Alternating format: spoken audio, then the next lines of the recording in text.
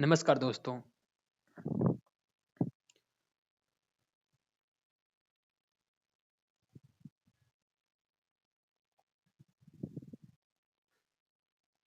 नमस्कार दोस्तों।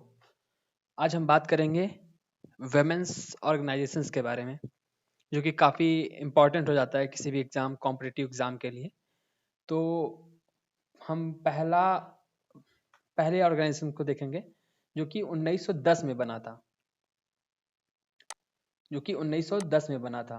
और और उसका नाम था भारत स्त्री महामंडल, जो सरला देवी चौधरी के द्वारा बनाया गया था इलाहाबाद में। ठीक। फिर उसके बाद हम देखते हैं कि उसके कुछ ऑब्जेक्टिव्स थे, जो कि सारे हर ऑर्गेनाइजेशंस के कुछ ना कुछ ऑब्जेक्टिव्स होते ही हैं। जो कि पहला ऑब्जेक्टिव था एजुकेशन को प्रमोट करना, पर्दा सिस्टम को एबॉलिश करना, और सोशियो इकोनॉमिक कंडीशन और पॉलिटिकल स्टेटस इन दोनों को इम्प्रूव करना। भारत स्त्री महामंडल काफी इंपॉर्टेंट हो जाता है, क्योंकि ये इंडिया का पहला वुमेन ऑर्गेनाइजेशन था और काफी एग्जाम से पूछा भी जाता है। फिर उसके बाद आते हैं, आज सेकंड ऑर्गेनाइजेशन है, उसका नाम है लेडी सोशल कॉन्फ्रेंस, जो कि रमाबाई रनाडे के द्वारा स्थापित किया जाता है, जिसका नाम हिंदी में था भारत महिला परिषद। और ये 1904 में बॉम्बे में स्टेब्लिश किया गया। जो रमाबाई रनाडे थी, आपको कुछ हम बताना चाहेंगे रमाबाई रनाडे के बारे में, जो कि इनकी इनकी जो शादी हुई थी वो जस्टिस एमजी रनाडे के साथ हुई थी। और जस्टिस एमजी रनाडे जो थे, वो 72 डेलीगेट्स जो थे इंडियन नेशनल कांग्रेस को इस्टेब्लिश करने में, जिनका उसके उसमें ये भी शामिल थे। एक तरीके से ये इंडियन नेशनल कांग्रेस के फाउंडिंग मेंबर थे। और इन्होंने साथ ही साथ पूना सार्वजनिक सभा, जो कि 1867 में स्टेब्लिश किया गया था, ये इसके साथ भी जुड़े हुए थे। फिर उसके बाद आते हैं, थर्ड में आते हैं पंडित रमाबाई सरस्वती, जिन्होंने आर्य महिला समाज को इस्टेब्लिश किया, जो कि काफी एजुकेशन के लिए काफी उन्होंने काम किया। और उन्होंने एक तरीके से जो एजुकेशन सिलेबस था उसको भी बदलने का उन्होंने काम किया। और साथ ही साथ इसका ये आपको देखने को मिला कि लेडी डफरिन कॉलेज में मेडिकल एजुकेशन स्टार्ट हो पाया। और उन्होंने आर्य महिला समाज के काफी ब्रांचेस भी खोले धीरे धीरे। फिर उसके बाद हम आते हैं, देखते हैं 1925 में national council of women in India, जो कि एक नेशनल ब्रांच था इंटरनेशनल काउंसिल ऑफ वुमेन का। ये भी काफी इंपॉर्टेंट हो जाता है, इसको आप आप फिर आगे देखते हैं हम।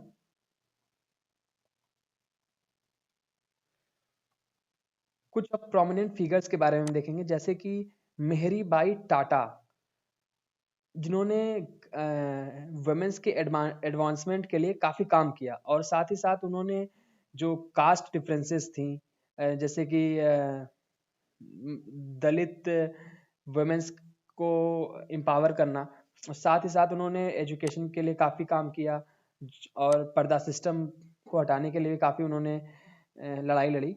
फिर मेहरी बाई टाटा के बारे में कुछ हम बताना चाहेंगे, जैसे कि वो दोराब जी टाटा उनकी वाइफ थी। और जो दोराब जी टाटा थे, वो जमशेद जी टाटा के लड़के थे। और जमशेद जी टाटा को हम फादर ऑफ इंडियन इंडस्ट्री भी कहते हैं। और आप लोग जानते होंगे कि जमशेद जी टाटा ने ही टाटा ग्रुप को इस्टेब्लिश किया था, जो कि अब आप प्रेजेंट टाइम में देख रहे हैं कि रतन टाटा द्वारा उसको चलाया जा रहा है। फिर आते हैं हम कॉर्नेलिया सराबजी, ये भी काफी इंपॉर्टेंट हो जाता है। ये इंडिया की फर्स्ट लेडी बैरिस्टर थी, मतलब वकील थी। फिर उसके बाद ताराबाई प्रेमचंद, साफी तैयब जी, महारानी सुचारू देवी। और महारानी सुचारू देवी, जो कि केशव चंद्र सेन की लड़की थी। और केशव चंद्र सेन आप जानते हैं काफ़ी बड़े फिलोसफर माने जाते थे। ये जो कि ब्रह्म समाज से जुड़े हुए थे और उन्होंने ये ब्रह्म समाज के हेड भी रहे थे और फिर लगभग 1870s में इन्होंने साधारण ब्रह्म समाज की भी स्थापना की, जो कि ओरिजिनल ब्रह्म समाज थी उससे अलग होकर उन्होंने साधारण ब्रह्म समाज की स्थापना की, जिससे कि आनंद मोहन बोस और भी कई फिगर्स जुड़े हुए थे। फिर उसके बाद हम देखेंगे कि ऑल इंडिया वुमेन्स कॉन्फ्रेंस, जो कि मार्गरेट कजिन के द्वारा मार्गरेट कजिन्स के द्वारा स्थापित किया जाता है 1927 में। ये काफी बार एग्जाम से पूछा जा सकता है, इसको आप याद कर लीजिएगा, मार्गरेट कजिन। फिर ये ऑर्गेनाइजेशन जो थी ये एग्लिटेरियन अप्रोच, मतलब एक तरीके से ये इक्वालिटी को प्रमोट करने की बात करती थी, मतलब कि मेन और वुमेन दोनों एक तरीके से समाज में बराबर हैं, इसके लिए इन्होंने काफी काम किया। और इसका जो पहला कॉन्फ्रेंस था वो फर्ग्यूसन कॉलेज में हुआ, जो कि एक पुणे में था। और जो फर्ग्यूसन कॉलेज था वो डेक्कन सोसाइटी के द्वारा, फर्ग्यूसन कॉलेज जो था वो डेक्कन सोसाइटी के द्वारा एस्टेब्लिश किया गया था, जिसके साथ बाल गंगाधर तिलक भी जुड़े हुए थे, जो कि वो उन्होंने पार्टीशन ऑफ इंडिया में स्वदेशी मूवमेंट जो था उसमें उन्होंने काफी बड़ा रोल प्ले किया हुआ था। फिर उसके बाद होम रूल लीग की जो कि उसमें भी उन्होंने बहुत बड़ा रोल प्ले किया हुआ था। फिर उसके बाद कुछ इसके फाउंडिंग मेंबर्स भी थे, जैसे कि महारानी Chimna by Gaikwad, Rani Sahiba of Sangli, Sarojini Naidu, Kamala Devi Chattopadhyay, Lady Dorabji Tata. इसमें आपको सबसे प्रोमिनेंट फिगर जो थी वो थी सरोजनी नायडू। वो एक पॉलिटिकल एक्टिविस्ट और पोएट दोनों थी। इनका जो जन्म हुआ था वो 1879 में हैदराबाद में हुआ था। महात्मा गांधी जो वो इनको नाइटिंगेल ऑफ इंडिया के नाम से भी पुकारते थे। फिर उसके बाद उन्होंने 1925 में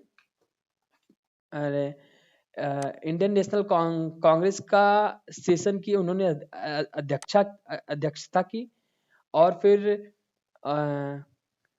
एक चीज आपको यहाँ पे ध्यान देने की जरूरत है कि यहाँ पे अगर फर्स्ट इंडियन वुमेन प्रेसिडेंट की बात करेंगे तो वो सरोजनी नायडू थी। और सिर्फ अगर हम first women president of Indian national Congress की हम बात करेंगे तो वो एनी बेसेंट थी, जो कि 1917 में उन्होंने इसकी अध्यक्षता की थी। फिर आप सरोजनी नायडू के बारे में जानते होंगे कि ये फर्स्ट गवर्नर भी थी जो कि यूपी की थी 1947 से 1949 तक, क्योंकि 1949 में इनका देहांत हो गया था। फिर इन्होंने पार्टीशन ऑफ बंगाल 1905 में जो स्वदेशी मूवमेंट था उसमें भी काफी रोल प्ले किया हुआ था। इनको ब्रिटिशर्स के द्वारा कैसर हिंद मेडल भी मिला था, जो कि उन्होंने प्लेग एपिडेमिक जो आया हुआ था उसमें उन्होंने काफी रोल प्ले किया हुआ था। लेकिन जब जलियांवाला बाग मैस्कर हुआ जो कि 1919 में हुआ था, तो इसके बाद उन्होंने ये मेडल को वापस कर दिया था ब्रिटिशर्स को एज लाइक अ प्रोटेस्ट कि हम इसका विरोध करते हैं। उसी के साथ महात्मा गांधी ने भी अपने में कैसर हिंद उनको मेडल मिला था, जो कि बोयर वॉर जो कि साउथ अफ्रीका में हुआ था उसको भी उन्होंने वापस कर दिया था। साथ ही साथ रविंद्रनाथ टैगोर भी थे, उनको नाइट हुड की उपाधि मिली हुई थी जिसको उन्होंने वापस कर दिया था एज ए प्रोटेस्ट। फिर उन्होंने सरोजिनी नायडू जो थी वो सेकंड राउंड टेबल कॉन्फ्रेंस में उन्होंने पार्टिसिपेट किया था महात्मा गांधी जी के साथ। और सरोजिनी नायडू का देखा जाए तो वो सिविल डिसओबीडियंस मूवमेंट जो कि 1930s में हुआ था, तो उसमें उन्हें धरसना 4 मई को जो हुआ था धरसना साल्ट रेड, उसमें भी उन्होंने काफ़ी रोल प्ले किया हुआ था और नॉन वायलेंस करते हुए इस मूवमेंट को काफ़ी आगे बढ़ाया था। क्विट इंडिया मूवमेंट जो कि 1942 में वो स्टार्ट हुआ था, उसमें भी उन्होंने काफ़ी रोल प्ले किया हुआ था। उनका एक पोएम है गोल्डन थ्रेशोल्ड के नाम से, जो कि काफ़ी फेमस हुआ था। और साथ ही साथ कमला देवी चट्टोपाध्याय थी, ये भी साल्ट सत्याग्रह, सिविल डिसोबीडियंस मूवमेंट के साथ जुड़ी हुई थी, काफ़ी प्रोमिनेंट फिगर थी उस वक्त की। और इसके कुछ ऑब्जेक्टिव्स थे जो कि सारे ऑर्गेनाइजेशंस के होते थे, मैंने आपको बताया था। तो इसमें पहला ऑब्जेक्टिव जो था वो सोशल जस्टिस, सामाजिक न्याय का था, कि मतलब सबको इक्वालिटी मिले, सबको समान अधिकार मिले हर चीज़ों में। आप एक चीज़ और ध्यान देने की ज़रूरत है कि सोशल जस्टिस जो है, ये वर्ड हमारे प्रियम्बल में भी मेंशन है। जैसे कि हम आपने देखा होगा justice for social, economic and political, ये वर्ड आपको मिलेगा। इंटीग्रिटी, इसके लिए उन्होंने काम किया। इक्वल राइट्स के लिए काम किया। Opportunities, equal rights and opportunities दोनों की, लोगों को समान अधिकार और समान अवसर मिले। फिर उसके बाद उन्होंने, इसके बाद आगे देखा जाएगा कुछ। और यहाँ पे इंडिपेंडेंस के पहले और उसके बाद के कुछ ऐसे लॉज एंड एक्ट्स थे जो काफ़ी इंपॉर्टेंट हो जाते हैं अगर हम वुमेन एम्पावरमेंट की बात करते हैं। जैसे कि शारदा एक्ट 1929, ये एक तरीके से वुमेन्स के एज को, मैरिज एज जो होता है उसको बढ़ाने के लिए लाया गया था। फिर उसके बाद Hindu women's right to property act, ये 1937 में लाया गया था, जो कि प्रॉपर्टी से रिलेटेड राइट्स को बताता है। फिर फैक्ट्रीज एक्ट 1947, ये भी काफ़ी इंपॉर्टेंट है। फिर Hindu marriage and divorce act 1954, ये भी काफ़ी इंपॉर्टेंट है। स्पेशल मैरिज एक्ट 1954, ये भी काफ़ी इंपॉर्टेंट हो जाता है, क्योंकि इस एक्ट में जो पॉलीगैमी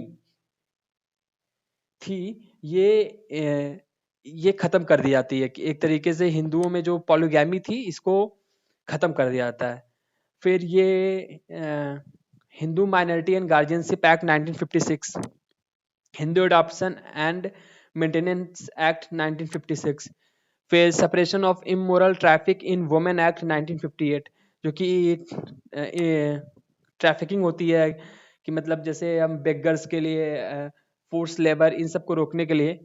और फिर उसके बाद मैटरनिटी बेनिफिट एक्ट 1961, जो कि काफ़ी इंपॉर्टेंट था। अभी आपने रिसेंट इवेंट देखा होगा कि इसमें अमेंडमेंट्स भी हुए कि जो कि इसमें वीक्स बढ़ा दिए गए हैं कि आप फिर उसके बाद डॉवरी प्रोविजन एक्ट 1961 भी काफ़ी इंपॉर्टेंट हो जाता है। फिर इक्वल रेम्युनरेशन एक्ट 1958 एंड 1976, ये एक तरीके से देखा जाए तो हमारा जो डीपीएसपी है इसको इनहेंस कर देता है जो कि वेलफेयर सोसाइटी की बात करती है। हमारे कॉन्स्टिट्यूशन ऑफ इंडिया में जो डीपीएसपी है वो पार्ट 4 में मेंशन है, जिसको जो कि आर्टिकल 36 से आर्टिकल 51 तक डीपीएसपी जो है इसको कवर करता है। इसमें काफ़ी अमेंडमेंट्स वगैरह भी हो, इसको हम बाद में देखेंगे। ये ओवरऑल एक तरीके से वुमेन ऑर्गेनाइजेशन जो है इसकी पूरी एक समरी थी। इसको आप जरूर देखें क्योंकि हर एग्जाम में एक दो क्वेश्चंस तो इससे आ ही जाते हैं। तो that's all, thank you to watch my video, have a good day.